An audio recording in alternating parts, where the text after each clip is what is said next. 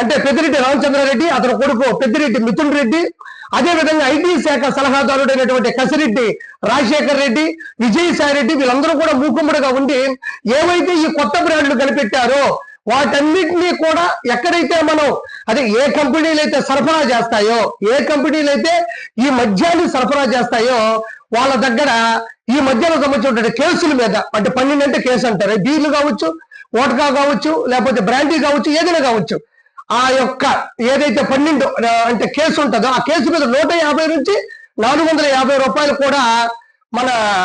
ఏదైతే సరఫరా చేసే కంపెనీలు ఉంటాయి వాటి దగ్గర కూడా సేకరించడం జరిగింది.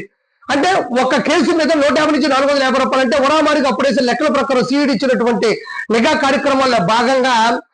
4 సంవత్సరాల 2 నెలలకి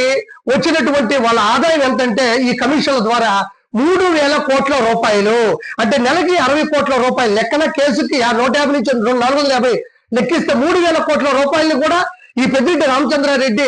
కసిరెడ్డి రాజశేఖర రెడ్డిని ముందు పెట్టి ఆ డబ్బుల్ని కూడా తీసుకెళ్లి తాడేపల్లి ప్యాలెస్ లో ఉండేటువంటి జగన్మోహన్ రెడ్డి దగ్గర పెట్టడం, ఆయన లెక్కలు చూసుకోవడం కూడా జరిగింది.